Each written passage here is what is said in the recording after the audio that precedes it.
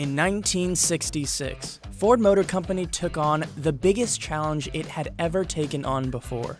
The automaker's racing team attempted to win the 24 Hours of Le Mans, the world's most prestigious automobile race. The historic race and events leading up to it are the subject of the new movie, Ford vs. Ferrari, starring Matt Damon and Christian Bale. While the movie is packed with plenty of drama, action, and a few tears, here's the true story of how Ford changed racing history. Warning: spoilers ahead. The story begins 3 years earlier, in 1963. In an attempt to remedy his company's shortcomings against General Motors in the sales room and on the track, Henry Ford II put together a deal to buy out Ferrari, who, at the time, owned the most dominant team in racing. His intent was both racing alongside the iconic Italian brand and spreading Ford's influence on a more global scale. However, when the deal went very sour... Mr. Ford, Ferrari has a message for you, sir. What did he say? He said Ford makes ugly little cars in ugly factories. And, he called you fat, sir. It ignited one of the most famous rivalries in motorsports history. Ford decided there was only one place to truly get back at Ferrari: on the racetrack. Ford's race of choice? The 24 Hours of Le Mans, the world's most acclaimed endurance race that held more clout internationally than any other motorsport competition. The Detroit automaker would proceed to make a multi-million-dollar investment into its Le Mans program.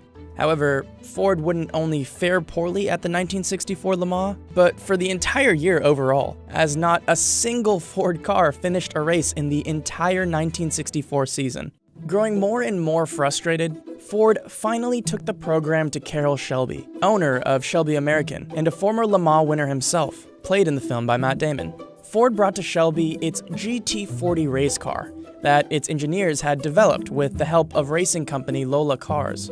After the car's failures at multiple races in recent years, Ford gave Shelby one goal: win.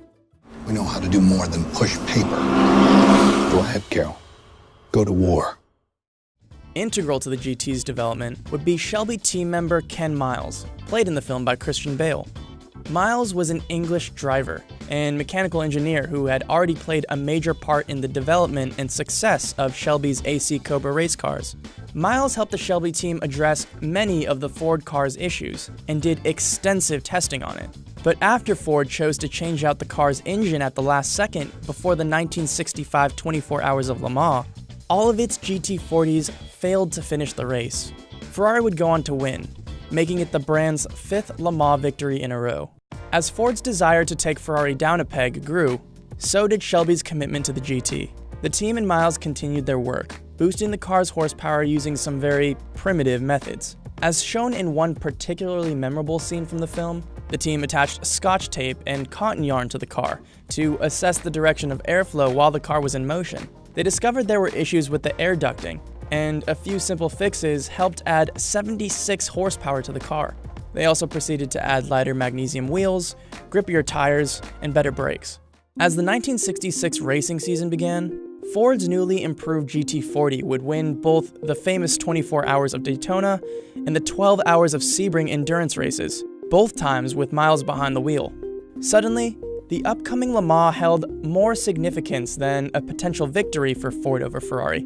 With his wins at Daytona and Sebring, a victory for Ken Miles at Le Mans would give the driver the Triple Crown, something that had never been accomplished in racing history. Ford would enter 8 cars into the 1966 24 Hours of Le Mans, with 3 of them managed by Carroll Shelby. One, driven by Ken Miles and New Zealander Denny Hulme, the second team, featuring American drivers Dan Gurney and Jerry Grant, and the third car, piloted by New Zealand racers Bruce McLaren and Chris Amon. Meanwhile, Ferrari entered only 2 cars in the race, confident that after winning the past 5 races, a 6th victory was imminent. In very anticlimactic fashion, Ferrari's 2 cars would fail to finish the race, with both being declared unable to continue by lap 227. By the race's halfway point, it was clear that a Ford car would be taking home the trophy. But it was the race's end that would make the 1966 24 Hours of Le Mans one of the most controversial finishes in racing history. As the final lap neared, 3 of Ford's cars were at the front, with the lead 2 driven by Miles' team, followed by McLaren and Amon. Miles had been driving record-setting laps, and the historic Triple Crown win for him was clear in sight. However, Ford's public relations team had other plans, opting for a literal photo finish.